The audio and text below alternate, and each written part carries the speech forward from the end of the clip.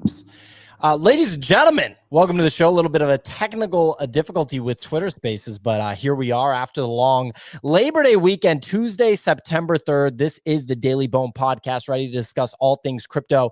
We have a lot of things to discuss today. We have FTX's $16 billion repayment plan. We have a new NFT collection that 40x'd over the weekend. When is the last time that you heard that? I'm going to say that one more time. New NFT collection 40x'd over the weekend.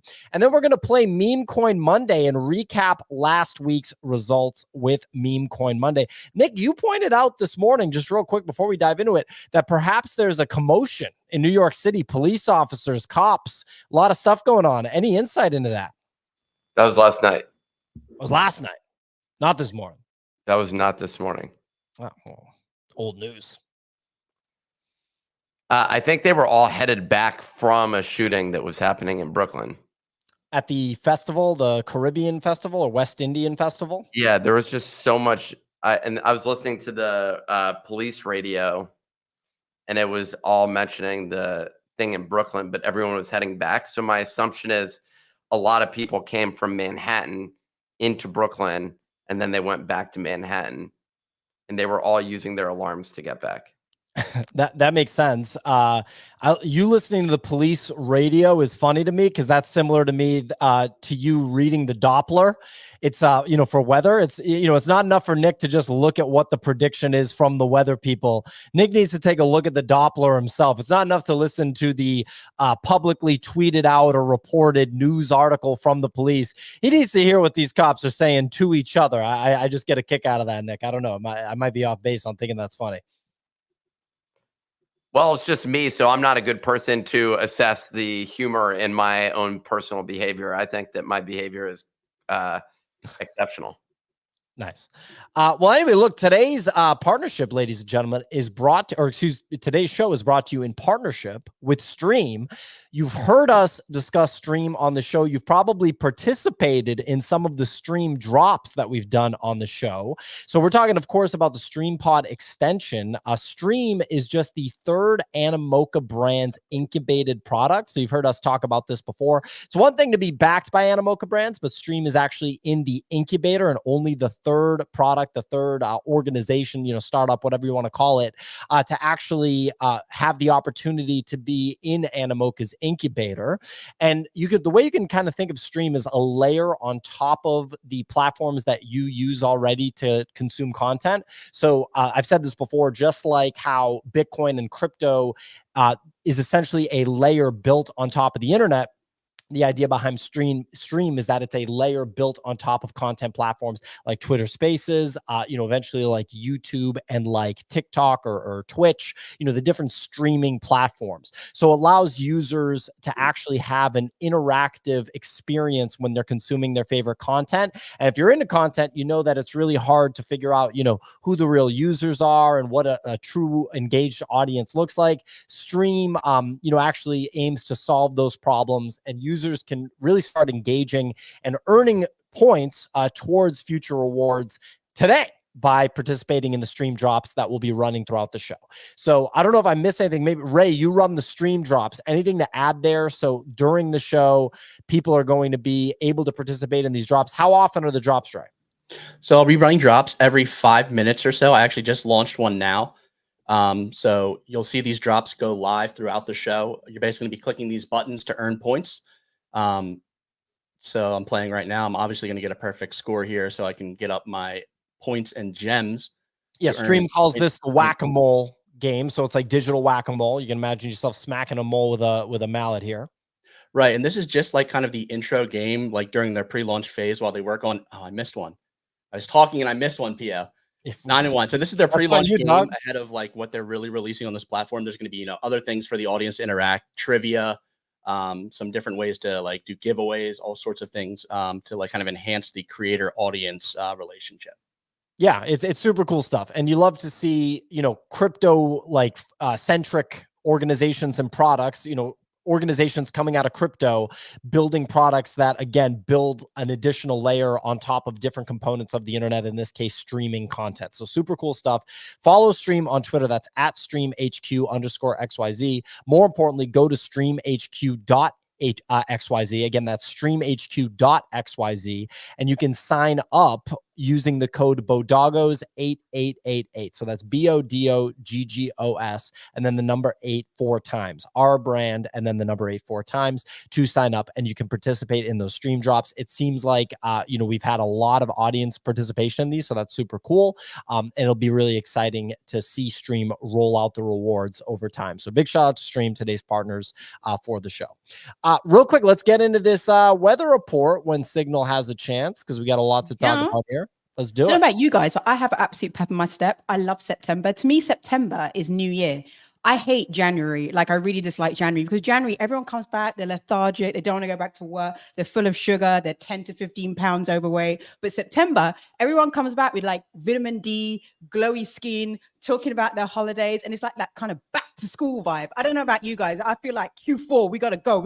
Even if we're making money, losing money, we gotta go for these last 3 months of the year. So let's get into this weather report. We are Tuesday, September the 3rd, looking at the crypto roundup, and the majors are up slightly on the day, with Bitcoin over 59,000K, Ethereum at 2,500, and Solana at $135. I've started this new year right. Nick, you owe me 2 Sol. The leader among the top 100 coins is WIF, which is up 10% over the last 24 hours. No, you owe me 2 Sol. Billion market cap. We'll decide later, boys. Let's calm down.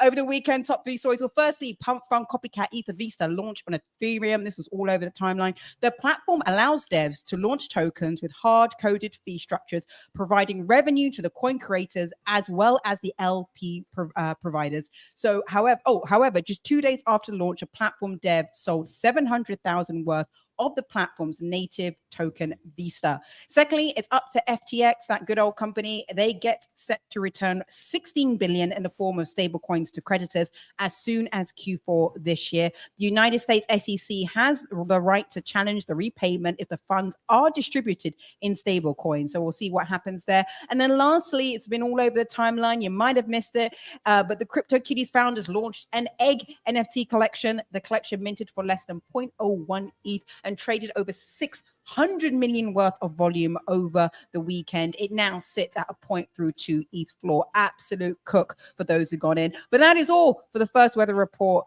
of September. It is back to you folks in the studio. Been a while since we heard of a 40x in the NFT space, 0.01 to 0.32 ETH from the founders of the Crypto Kitties collection. How is that 40?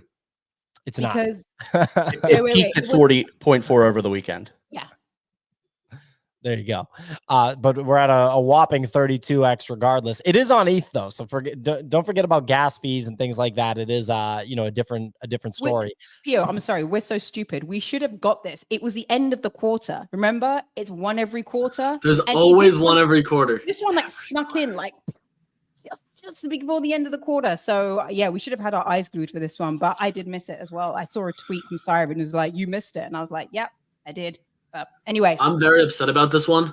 Tima, popular. What is that? Wrong mic. I think that just might be that mic. No, I got it. It was Oh, on there the wrong one. Yeah, I was on the wrong one. The thing was, I got a Twitter message about this at 0.03. So a 10x from here. The person was like, "Hey, I think this is Crypto Kitties. You should just take a look. Like I swept 20 of them." And this person rarely ever shills, and when they do, they always cook. And I was like, "Oh yeah, I'll take a look." Got distracted, came back. He's like, "Oh, they're 0.07. I don't know if I'd buy here." Messages me today and goes, "I'm so sorry, they're 0.3. I was like, "What the fuck?" All the signs were there. Crypto Kitties founder, an open edition that only minted 3,400 pieces was also very interesting, because like it's theoretically like 20K could have happened, 30K, but it's like prime supply numbers. And then Crypto Kitties is now tweeting with an egg emoji and then P to E. So I'm like, oh man, like this is wild. Nick, you were going to say something? No, not on this. No, not at all. Got it. The 3,000 number to me is wild. It's because do you remember open edition season earlier this year? Anything with even mild hype got over 20K minimum, and that was from like, let's call them non-household names. If Crypto Kitties is a household name within crypto, this is from like the tier below that. They were hitting 20,000. So peak, this probably would have minted close to 50,000, if not more. So for it to get 3,000 just shows you like how quiet this period is. And that's even without looking at wallets, new joiners, all those kind of numbers. when the market's boring, there's always a cook. Every single time. There's one thing that randomly gets people excited, gets people going. If this is a CryptoKitties play to earn game that came out of the woodworks, these are going to keep going. Like, these are going to probably 3x from here at the supply, just because of the inherent nature of what CryptoKitties did during the start of the cycle. My only concern is that there's been some research done so far on the website, and it looks like it's on Flow. So if it is on Flow, which wouldn't be terribly surprising because of where the team went, that's like my small concern on this, just because it's like not many people want to try something on Flow. People just kind of want to go with what they're used to. And that's a slight concern. Like, I would like to see if somehow it went onto an L2, like a base or even EVM right now, because gas is basically non-existent. Like, that would be way more bullish. Flow is a slight concern.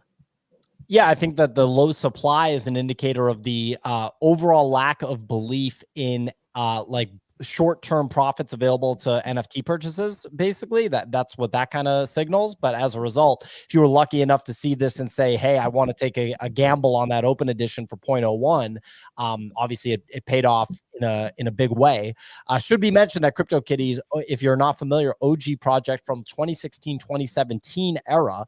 I believe the story of CryptoKitties, Easy might know better than me, is that they are basically oversupply. Is the story of CryptoKitties, infinite supply of CryptoKitties, and thus value went down from a speculation perspective.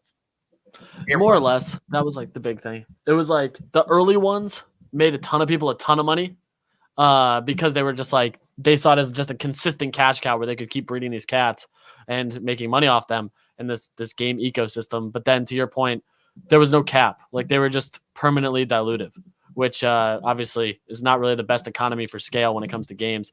Axie went through a similar thing as well, though. Like, that was kind of the thing.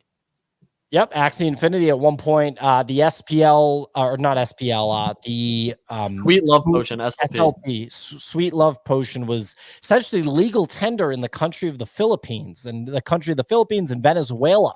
Very, very active in the Axie Infinity. It was an economy for those countries. People's full-time living was functioning within the Axie Infinity ecosystem, but obviously wasn't sustainable.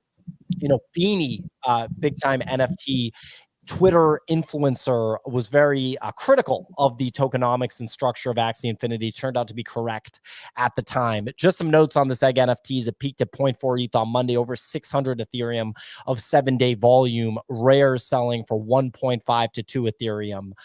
Interesting stuff there. First NFT win like that, 30, 40x in a long time on an open edition nonetheless. Really interesting stuff. So we got Ether Vista ETH token launchpad. It's a pump.fun copycat that's on Ethereum layer 1. Is that right? It's on Ethereum layer 1. Interesting. It allows devs to launch a token and set hard-coded fee structure that rewards creators and LP providers a piece of each transaction. Promotes fair launch. I think you're going to see more and more of these. I think that, you kind of have product market fit with launchpad based platforms for crypto assets that speculators want to speculate on. So I think you'll see more. Any commentary on this, or we can move on? I think it'll do well short term. Also, I hear your keyboard when you're typing. Yeah, I was looking up this SLP thing. I was just going to say, I think the pump fund competitors are like not going to do too well. Like, I just think pump fund has so much mind share is the big thing. And when you have like this stuff on other chains, like Vista is interesting just because it is a new chain with ETH. But the second gas spikes, it's like ETH mainnet becomes basically unusable, especially for this type of stuff as people are chasing bonding curves. There's a bunch of competitors launching on Sol right now. And I just don't know, unless they have some crazy reward structure, that we're actually going to be able to see them take mind share from Pump Fund. And the second one tries to innovate, I just feel like Pump Fund will do the same thing and just try to run with the exact same kind of play. I don't know. It'll be tough to see. We've seen it on other chains, like Justin Sun's Tron has Sun Pump. We've seen it on Polygon. We've seen it on Base. And none of them really gained steam. Tron was like probably the closest, just because Justin Sun, the founder of Tron, backed it so heavily. Yep.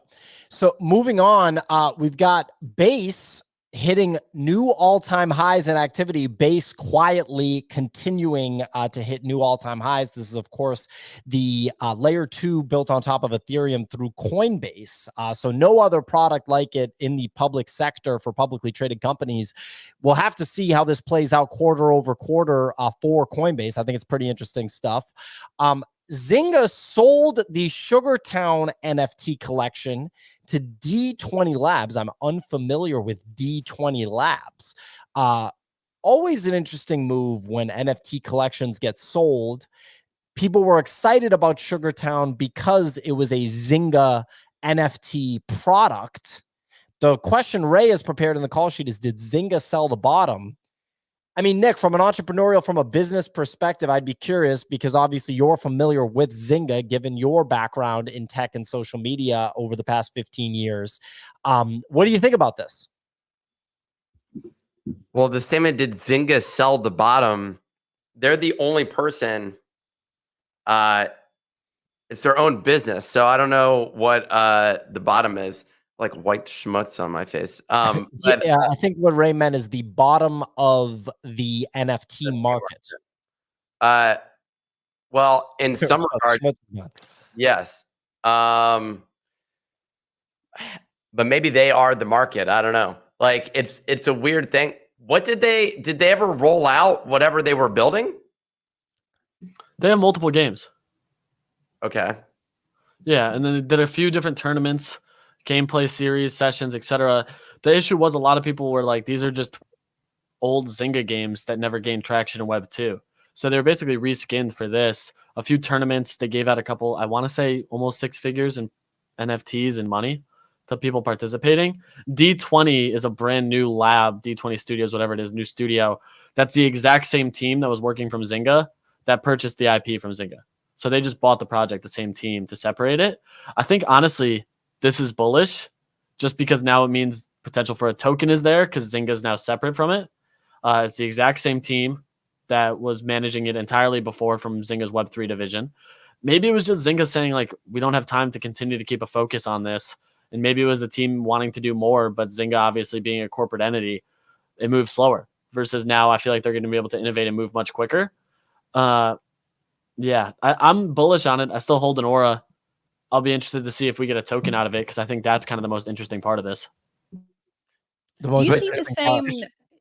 I was going to ask, do you see, like, remember when I know it's a different context, but when Moonbirds was bought by Yuga, we saw the floors crash on both projects because the market didn't like that move. In gaming, when you see one game being moved to another company which has crypto assets, do you see the same drop off in sort of like, if you want to call it like brand trust, brand value, because the market's like, we don't really like who the new owners are, or we don't feel like our assets have the same value within a different arena? Is that what we've seen here? I mean, there's a lot of back and forth on this one. People are like, the whole pitch for Sugartown before was that it was by Zynga. Like that was their whole bull case, was like, this is a Zynga based product. This is Zynga. This is Zynga. And now obviously they don't have that anymore. Yeah, I don't know. Me personally, I'm like, it depends on which way you look at it. Is it bearish because now they don't have the Zynga kind of safety net so that they don't go under? Yes. Is it bullish because now they don't have the strangleholds of a corporate entity that's based in the US? Yes. So I think it's one of those things where like no major decisive action. We obviously saw some sell pressure because like the majority of the thesis was Zynga's no longer backing this. That's bearish. But I think over time, if they start to announce things like an airdrop, announce more native Web3 things, because they don't have this kind of like obligation to remain underneath the proper speculative regulations of a corporate entity that's publicly traded, then it opens up a lot more opportunity. So I think this is one of those ones that's more of like a waiting game. I think a token airdrop would make the price go up. I think that's fair. Of course. Yeah. The most Web3 thing ever. Hey, token coming for play to earn. Or air, like they're calling it something else. What are they calling it now? I'm gonna go to D20. There's a name that they're calling it. Creating the future. Oh, rewarded play. Creating the future of gaming through rewarded play. So that certainly sounds like an airdrop. Yeah. So they're going to drop a token. Like I feel like it would be crazy for me to not think that at some point they're gonna drop a token. My thought Sure, process here, jumping in really quickly, is like they just got acquired. Like they definitely don't have that plan fleshed out right now. So like this is one I'd keep my eye on and like maybe bid low on for a bit. And then that news comes out, later, end of Q4 or something. Yeah, I don't think the news comes out like tomorrow. I don't know about the plan fleshed out is different than just thinking we're going to acquire Sugartown and drop a token. I just feel like it's a foregone conclusion that a token will come. I don't know if this price drops to 0.04 Ethereum before it, and then the token gets announced and it runs from 0.04 to 0.18 or something like that, right? Like, I don't know what the short to medium term price action looks like, but I do feel like you can count on a token coming if they're talking about rewarded play. And if they just acquired like basically, I think if you acquire an NFT collection, it's almost, depending on the situation, if it's like something like this where you're talking about rewarded play, I just feel like there's gonna be a token for sure. Just the verbiage rewarded plays, like, yeah, dude, what are we doing here? Like, that's a play to earn. It's just like a new way to say it. Instead of saying onboard retail, we're saying consumer crypto. Like, there's verbiage here that fits the exact same thing. Same thing. Yeah, I like rewarded play though. It's a good verbiage. That's good verbiage. Yeah. Rewarded play definitely sounds pretty good. It almost feels like it could stick. Is there rewarded watching the Daily Bone? Well, there is if you're participating, with Stream, 1,000% there is. So real quick, it should point out that Blast is getting in the mix here with prediction markets. So they've started predict.fun. So it's a Blast native prediction market similar to a Poly market or some of these other prediction markets. There's incentives to draw liquidity, included native yield on deposits and bets, incentives for providing liquidity at the money, and zero gas fees. What do you think? I think this is one of those prediction markets that could overtake Polygon. Wow. Yeah, just out the gate immediately. Native yield is like a very interesting dynamic. And that's something that no other prediction market can give you. So you can earn, I think, like 8% or 5% on stables and ETH. So just off the capital that you have on the platform sitting there, like right now on Polymarket, I got earning 5%.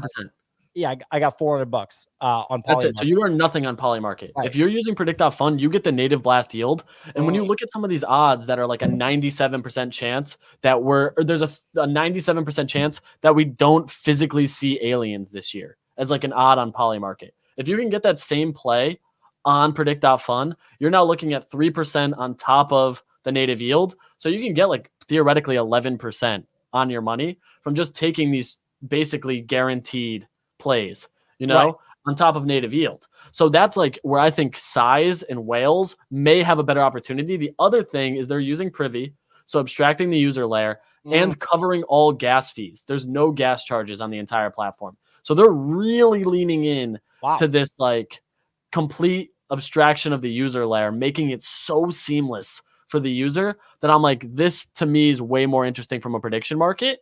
And I want to try it, especially if obviously Polymarket can't be used in the US. Predict.fun hasn't faced any of that backlash, so it may even be easier to get on. And bridging to Blast is easier than bridging USDC to Polygon with the wait time. Like there's better bridges out right now. It's faster. Blast has near instant transactions. I'll push back on that one part is that Polygon has their fiat onboarding. That's the big part. Yeah. You can't beat that. That's like so easy. The credit debit card is a home run on Polymarket. And that's why, if you've noticed, the one thing Polymarket's dominating right now is the Web 2 marketing. They've actually started deploying like a campaign on TikTok to like some of these people have 500,000-600,000 followers. And that to me is absolutely crazy. Like that is a huge win for them, which I think predict.fun is going to have the biggest difficulty of like beating the huge head start that they have. But it wouldn't shock me if they got a few people with some massive size to go into these prediction markets because of the pure just native yield that they can get. Yeah. Easy. So just one question. Sorry, just one. Is this a third party team or is this coming from the Blast team? Nothing's built by the Blast team. Everything's its own separate thing. It's like a Fantasy Top has their own team. Predict.fun's a completely separate one. But they've gotten, like, if you're still Blast farming, which like some people are, they got like 800,000 gold before the product's even launched. So clearly they're working in close proximity with the Blast team because of the rewards that they've gotten. And that's why I'm like, this seems like it could have some legs just purely off that. The relationship that they have, if liquidity gets incentivized because of native yield plus these surefire bets, I'm very interested in participating on Predict. So real quick, I just want to point out. So who's the founder of Predict Fund? I don't know who it is. I want to say though they've come out and posted that they're on the team. We could check who they're following, because I do think that this is one of those ones where the team's been a little bit more vocal that it's who it is. Obviously, Polymarkets has a completely doxed team, public LinkedIn's, and are based in New York, which is like pretty difficult to beat. Yeah. So I guess what I would point out is I'm not saying that Predict.fund can't attract a ton of liquidity from super duper crypto native traders and whales that are interested in those different things that you just pointed out that are really strong incentives for someone to use Predict.fund over Polymarket. But in order to be like a real quote, like serious person and overtake the Polymarket platform, which is now regarded as the #1 prediction market in the world and is being showcased by pretty much everyone that has a voice in the presidential race when it comes to, Kamala versus Trump. That is a massive, massive mountain to climb if you're Predict.fund. In order to do that, Peter Thiel's fund, I forget the name of the fund, Nick would know off the top of his head, invested. Yeah, Founders Fund invested $40 million in Polymarket. Polymarket is a big boy company, which I've talked about. Serious people over there doing it for real, trying to go public with a crypto native company in the United States, like Brian Armstrong once did.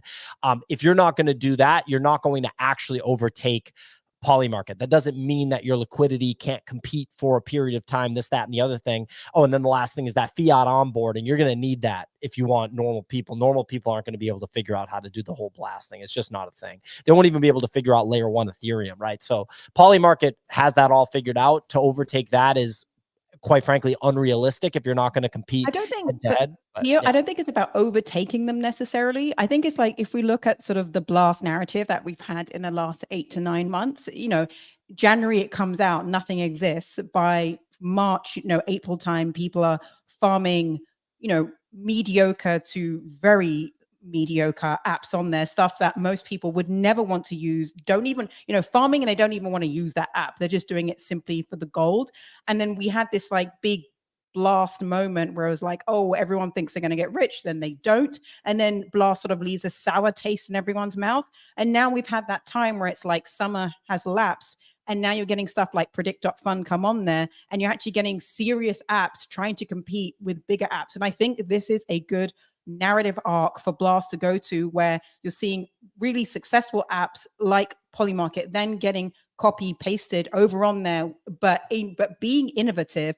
And I would hope for the Blast ecosystem, we start to see more of that. So we move away from the underwhelming apps we had back in March, April, and we're moving towards stuff that people actually want to use. And the more we see of that, the more successful Blast can be in the next 12 to 18 months and actually become the chain that Pac-Man alluded to earlier in the year that he wants it to become. So I don't think it's about necessarily beating Polymarket, but the whole ecosystem actually becoming successful and something that people want to use.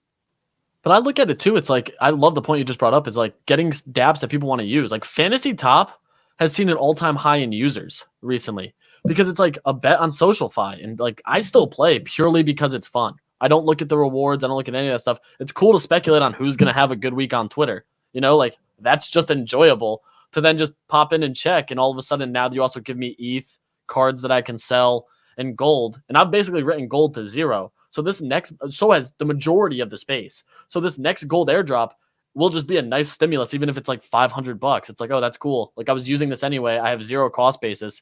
And I'm going to check out Predict.fund. If they have decent lines and decent spreads on stuff, it almost makes sense for me to go check that out purely because you're getting rewards to use it. We don't have any confirmation on a Polymarket airdrop.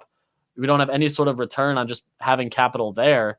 Whereas like with Predict.fund, you have incentivized returns on having capital on that platform and theoretically rewards from just using it. So I think if we see more of these apps from Blast will absolutely have a resurgence just because it's been pretty easy to use. Nick? All this token bullshit is just ridiculous, dude. Like, this is such a fucking joke.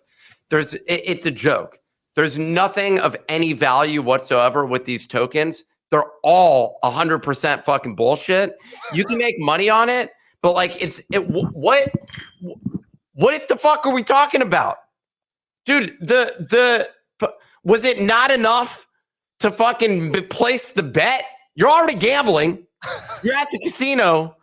One of the beauties of the casino is that it's a casino. That's literally the job of the place. You go in the sandwich shop, you get a sandwich. You go to the casino, you get a casino. You get to bet. But you also get points, you get rakebacks, you get free rooms, you get free bets. Yeah, so true. you're sitting there telling me, why are we placing these bets if we want more rewards? Well, people literally go to the casino because they've spent so much money that they get a free room, a free concert, a box suite, and $1,000 in free slots. They burn through the $1,000 in free slots. Bullshit fucking token. The two are not the same.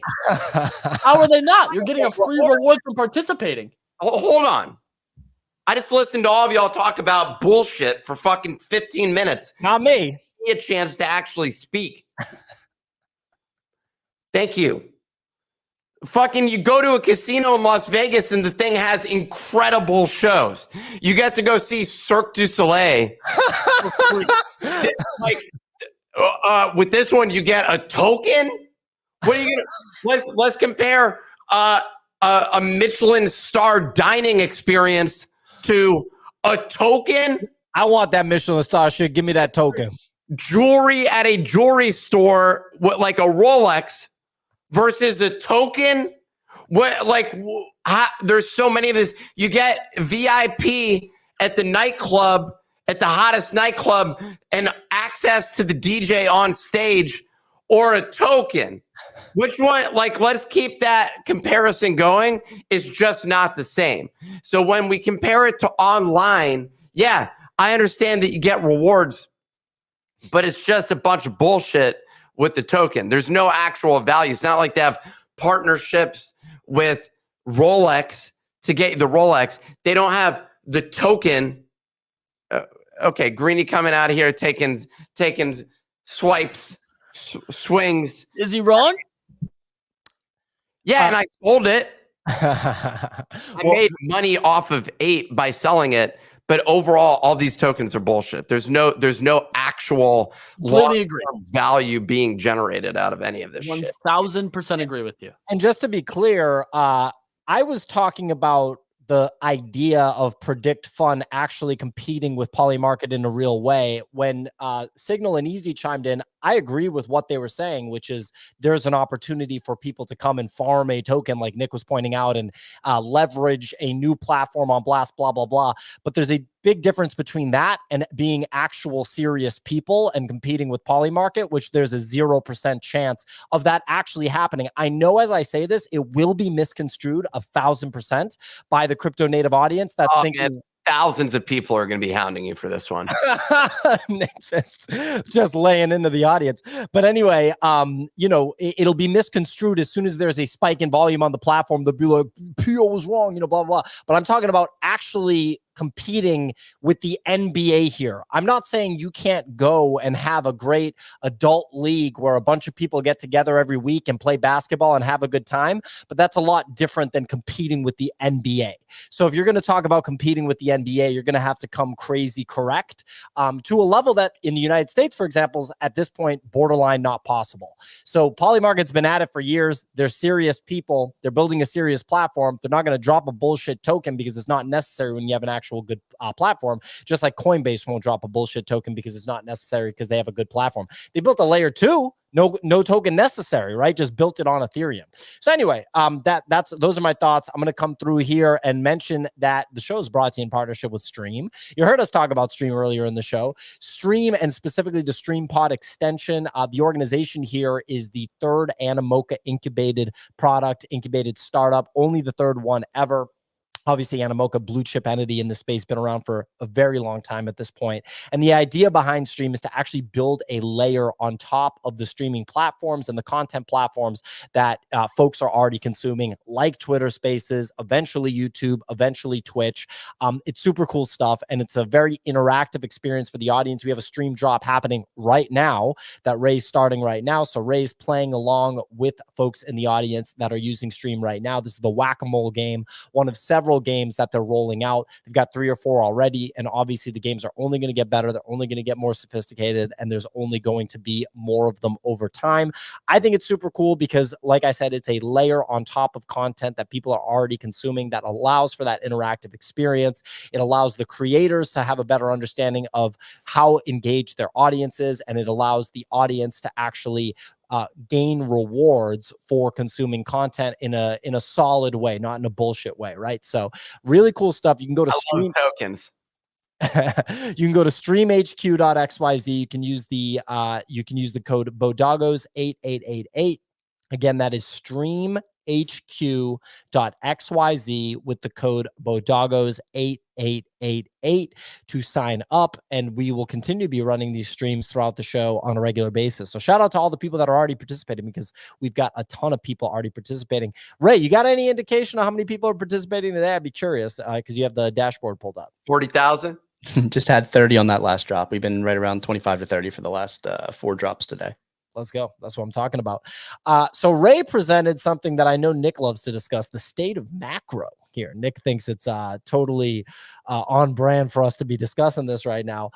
And of course, the first macro expert that's brought into the fold is an anonymous NFT Twitter person named Beanie that, has a checkered past, if you will. So he says this crypto index chart isn't, quote, chop. It's lower highs and lower lows since the March peak and failed June retest. Meme coins had a typical blow off top in early April, all very normal and reminiscent of Bored Ape Yacht Club and Other Side top in May 2022, which came months after the NFT market peak. To be clear, Beanie here is talking about, quote, crypto, the highest risk sector of the market here, where you're doing meme coins, just tickers and things like NFTs, things like that. Easy, do you agree with him? Do you think it's over for, quote, crypto in this cycle?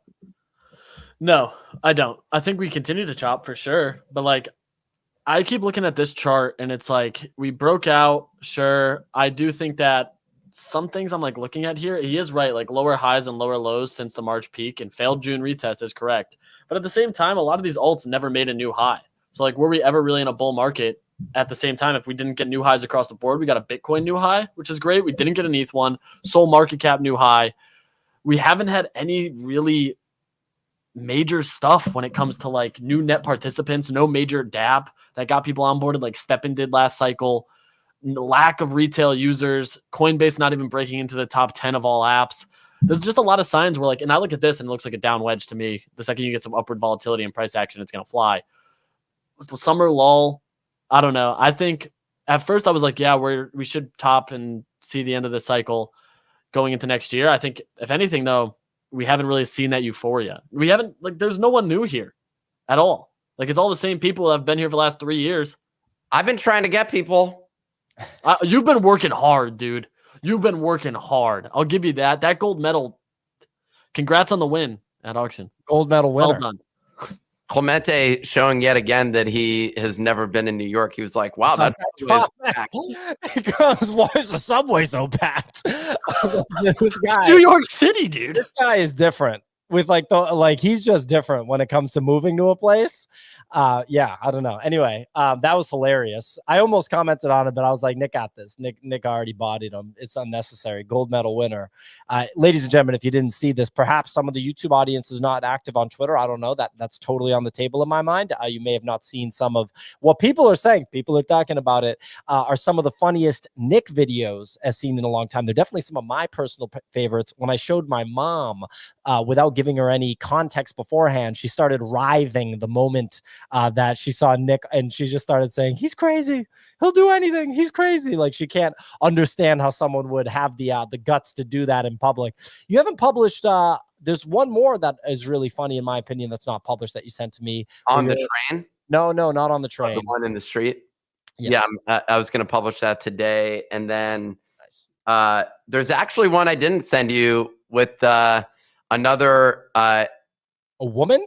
Yes. Wow, we got a little lady interaction content. That's a fan favorite, dare I say. People seem to enjoy it. As I'm talking to the woman, another woman directly to the right of us takes her pants off and starts peeing directly on the in the street. You didn't tell me this? That was not worthy of mentioning at any point in any conversation we've had since this happened? I hope that part was not on the camera, because then you'd miss like a portion of the interaction. At some point I was like, yo, we should leave. Like this is not good. It was great. She rejected me. Another rejection.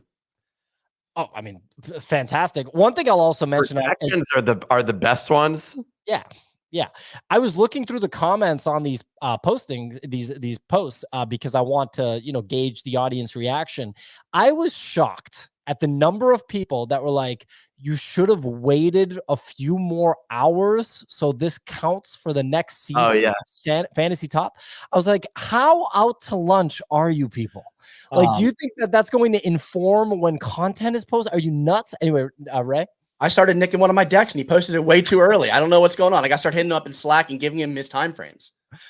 I got to say, Nick is an improv teacher's dream student. Dream. Like, this is what an improv class will do. They'll like put you in some weird, wacky situation and be like, go act. And what Nick does, I mean, honestly, man, I have to clap you for doing that on the subway because it definitely takes guts. And I think most people would be like, yeah, it doesn't take. Yeah, well, try and do it seriously because it's one thing to do it as like a joke with your mates. It's another thing to actually do it as content. So honestly, in another life, Nick, I think you are like a method actor in some kind of acting studio somewhere in the world, doing method acting and getting way into the part and people being like, whoa, have you ever worked with that guy, Nick? He's very in his own head. Anyway, so he's a great video. He's a method actor right now. People weighing in, agreeing with Signal on the improv thing. Nick and I took an improv class. I believe it was 8 to 10 weeks. It was quite a few classes. And you would think that Nick would be an improv teacher's dream, but you have to remember that an improv teacher is probably no offense to any improv teachers that are listening, but it's probably a relatively unsuccessful, because making it in the entertainment industry is incredibly difficult, right? So the odds that your improv teacher is like making $500,000 a year off of anything acting or improv related is probably unrealistic. They're all also, I'd say, very family friendly in many ways. They don't like blue comedy, at least where the class, the teachers that we had. And there were several moments that made our improv teachers massively uncomfortable that came from Nick. One was specifically when in a bit that was the theme of the bit was that we were professional wrestlers.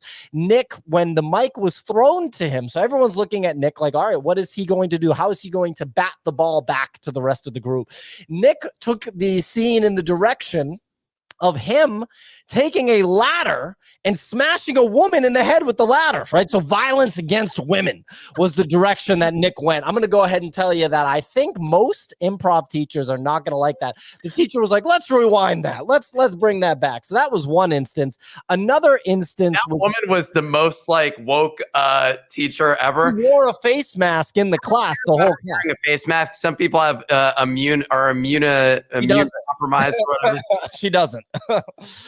She wore a face mask every class. It was wild. Anyway, beyond that, there was another moment where Nick said something about, yeah, that's like Kanye before he was racist. And that was, that went ahead and ruffled a few feathers, dare I say it.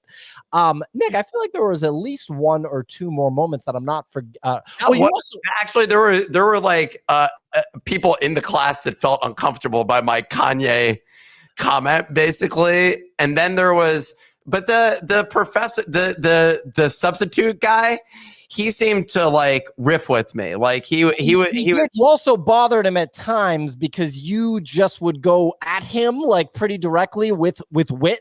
With dry wit. And I think he was very much so like, I've been doing this more than you, to quote Kanye. He kind of was like that. But I mean, he kind of met his match with you. I believe one comment he said was that you were cocky as hell publicly in front of the whole class, if I'm not mistaken. Yes. I think he may have been a little bit thrown off by it. Dude, you can't roll into improv. Half of improv is just confidence, basically. Like, I feel like it's basically being willing to part. Now, the other thing is like, you need to be able to play ball with the other people. If you just take the fucking ball, That's the thing that's like really requires a lot of practice, I think. In this one, I'm forcing improv upon the like everybody else, but I'm really the only person improvising. Technically, we're all improvising in life. So I guess like those people are improvising, but they're just in a situation where they don't know what to do. So like they're not trying and they're not playing the game with me. Like there's no requirement. There was one, I don't think I published the one there was one with the two girls at the beginning. There's a bunch of I have like 6 train ones actually. And one of them, I get on the train, the first one that I do, I was a little bit nervous going into the first one. And then I was like, oh, I got this fucking locked down. And I say it, and these 2 girls, like 2 young girls are just like, like really enthusiastic. Or like early 20s. Yeah. And they're looking around and no one else is clapping. And they're like, oh, so they like kind of like stop clapping. And that's captured on video? Yeah. And then there's another girl next to them that's first seeing me. And she can't handle the cringe, like the cringe that I'm bringing, basically. And at one point, she's just sitting there like this. She's like hiding her face because she can't. Because I walk up to some other people and I'm like, "Okay, guys, let's clap it up for me." And I think that like directing other people was really pushing the limits. Like that's what you're getting into. Like, but these were like they felt like tourists, right? Safer than some gritty Bronx guy. There was one guy that me and him were going back and forth. I can't watch it because I felt kind of uncomfortable in the situation. I was like, you send it to me so I can watch it? I could rob me. Well, he said, how much is it, basically? And I started like being like, well, you can, he's like, can I buy it from you? And I was like, well, you can place a bid. Oh, you sent me that.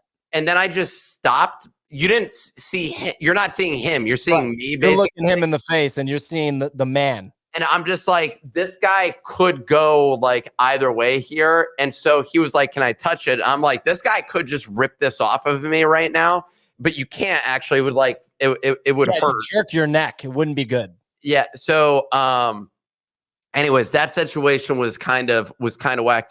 The Soho one was just one shot perfect. The guy right before had walked up. He was like, yo, you know where a crypto co-working place is? Like just randomly or because he recognized you? How he said hello. Oh, okay.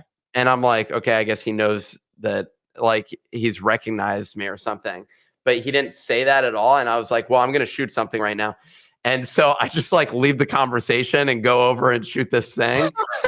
That guy just like pieces out. I don't think he could handle the level of cringe that was going on in that moment. The level of cringe increased as the day progressed. And I would just sit Meaning there. your comfortability with it and your efforts to push the level of the cringe that you were imposing on the New York public. I was just hoping for it. And then to sit there silently and just sit there with the silence, to me was like really my favorite part of that entire like thing was just to be like, your face. They're like wondering what the hell is going on. Your face told the story of your enjoyment. You look very satisfied during the cringe. You're just like, yeah.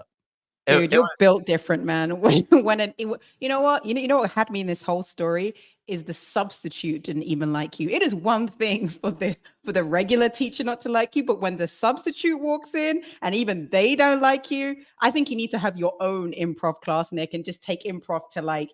It sounds like you're like the episode of The Office, but on the subway with more cringe. I think it would work best for like young men, basically, to like get them like to teach them confidence, basically, because if you're young and you are able to obtain a solid level of confidence is a key advantage, basically, like especially for men and sort of like dating and stuff like that. I think it's just like, and in life. But having confidence and being able to put yourself in those places and do those exercises, I think is a very valuable thing, frankly, for anybody to like just practice also like speaking on stage. But if you're willing to go into like different scenarios and set it up. Yeah, it's great. It was fun. I enjoyed it. There will no doubt be more stuff like that. I'm trying to do, I want to do longer form edited versions of this, because the original version of this that I wanted to do came out the day after I shot it. I sent it to Pio. There's a YouTuber. Iraq. Yeah, that had the same idea. It actually hasn't performed at the same level as some of his other videos, but his form of editing made me was what I wanted. And as we were shooting, basically I was going to make an amalgamation, like an edit that puts it all together. But the problem is there's not a good hook. Like, what you need is something very tangible that the person can get, which is basically I insert, like, fill in the blank with something that average person is not willing to do, basically, like and then followed by something that they want to accomplish. It's very tangible and easy to understand. So it could be, I got a free ride on, I dressed up like an Olympian in order to get a free ride on a helicopter. I pretended to be an Olympian in order to get access to the backstage at a concert, basically. Yep. I used this to get a first-class ticket somewhere. Yeah, I got into the social club, like Zero Bond. Because I was thinking about that, but Zero Bond is very narrow. But I was trying to think how can you reframe that? Soho House. It's something that, yeah, but even to hit the million, basically what you're trying to figure out is how do you dumb that down so that you can get that? So as we were shooting that day, I was shooting with the guy, and I'm like, dude, so this is awesome. We have great footage. I was like, we don't have a clear hook here, because to say, let's see if New Yorkers give me the praise that I deserve, or something or that's not something that people are really aspiring for. And I think that that's something that so there's going to be way more versions of something like this, no doubt. I think we're this is just the practice phase, essentially. I think people don't realize that this is just sharpening the sword here. It's hard to get the stuff that consistently does viral. There's another format that I've seen, which is also comedic, which we're going to be doing, which is the relatability stuff. Yeah. I found some other stuff. There's this guy I saw last night. I fell asleep again. I need to stop doing this, but I try to stay up longer than I'm my body wants, and I just literally approach. But there was a guy I saw last night. I followed him. He does church comedy, which is basically him saying, when I go into the young church or whatever it was. And I would say it's young African-American churches where they're singing with the fucking dope beat to it, basically, that I actually want to go to. I've been, and I would say it's largely Sister church. Exactly. But there's also, actually, I went to one in Hollywood that had a similar vibe that had white people in it, which I was like, damn, this place has actual diversity. No, not diversity, some sort of vibe, basically. Oh, I was surprised. But there's, it's like watching Kanye's Sunday service. Yeah. Which I think that style of music, basically gospel choir pop style, basically. And so that's what this guy had. It's just, he's like a fat dude just dancing, and it's him walking in and being being looking around, being and then suddenly starts escalates. Is he performing on stage at the church, but baking in the troll? He's making it so he's what it's like to go into the different church, basically. And you start hearing the music, and he starts dancing, basically. And half of the comedy is just his physical body. Yep. I would say, but he keeps coming back to it. So every third video is one of those with a different song, and it seems to be where he's getting all of his engagement from is those videos. But anyways, it's relatable to some subset Yes. of Churchgoers. churchgoers, right? Yeah. Big subset. Solid angle. Solid. So I was just watching that, and he does other stuff. His other genre is basically fat person comedy. Okay. Which is another solid genre, big sector. So it's like when you see the person that you said you'd go on a diet with, and you're both like shoveling your face with food. They're like Chili's or something like that. He does another one where he's like, he said he went on the diet and it escalates into like a point where he's like, he orders delivery food, which is what like essentially it always like the fall spiraling out of control. Exactly. Like it just gets to this point. So he has a lot of relatable stuff to dieting. Yeah. Anyways, it's good, but I think we've figured out, like, I think I know what the sort of formula is for some of this stuff. We just need to go and like shoot some of that content, but this is all part of the experimentation process. Beautiful. No, that's music to my ears. Cool. Minutes. Wow, that was crazy. I enjoyed the 15 minutes.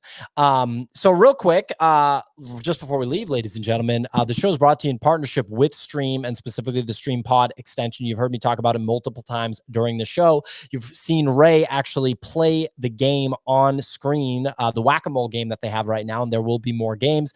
This is an opportunity for viewers, for audience members, to actually get rewards and have an interactive experience while they are consuming the content that they consume on a regular basis and that they love. And here we go. We're doing another stream drop right now. So just think of this as a layer built on top of the streaming platforms, the content platforms that you're already consuming. It is an Animoca incubated organization, which this is only the third one that Animoca has ever incubated. So you know that's definitely a feather in their hat for sure. You can go to app.streamhq.xyz and use the code BODOGOS8888. Again, that's BODOGGOS 8888 to sign up. You will continue to see us talk about Stream and offer this interactive gameplay during our shows moving forward. We're so thrilled about Stream. We're adding it to other shows as well. And again, it's going to be a great opportunity for people that watch our show, that watch other shows, to actually be rewarded for consuming the content. I'm really excited to see where it goes. Nick? Ray missed one there. That was epic. Dude, how do you even miss it? Like, this is like world's easiest game. What went wrong, dude? All right, so I'm also producing the show, so I'm making sure like the banners are good, everything's going on. I don't have 4 arms, so like I'm trying to multitask here. Forearm Ray, that's a funny idea. 47 participants. I think that's a new all-time high. How many? 47. Let's go. 47, dude. Come on, man. Let's go. That's what I'm talking about. Well, look, ladies and gentlemen, sorry about the Twitter Spaces mishap that caused a delay today. But regardless, we're pumped to have gone about an hour here doing the show back from Labor Day weekend, Tuesday, September 3rd. We'll be back tomorrow. We do the show Monday through Friday, 9 a.m. Eastern time each and every week, minus federal holidays like Labor Day. And the show's available on Apple and Spotify podcasts, wherever you get your podcasts. You can listen on 1.25x, 1.5x, whatever you do. Maybe you're crazy, you do 2x. I don't know, but that's how I consume my podcast. Also available on YouTube. Make sure you hit the like button, hit the subscribe button. We really appreciate everyone supporting the YouTube channel. Big shout out to the YouTube audience. And if you've never watched the show, you've only listened to it, definitely check it out. Shout out to Tom Jack right there for a nice little comment. Quality show today. Ellie.jpeg all the way from Brazil. Great audience member right there. Big shout out to Ellie. Anyway, we'll be back tomorrow. Thank you for listening, everyone. X platform video and Twitter Spaces is another way to consume the show if you aren't aware, which I'm sure you are. We'll be back tomorrow. I'm going to end this video stream, Nick, if you want to play a song to close us out. I'm going to take it off. I don't even know what the song is. It's off of Discover Weekly. So let's see if this is any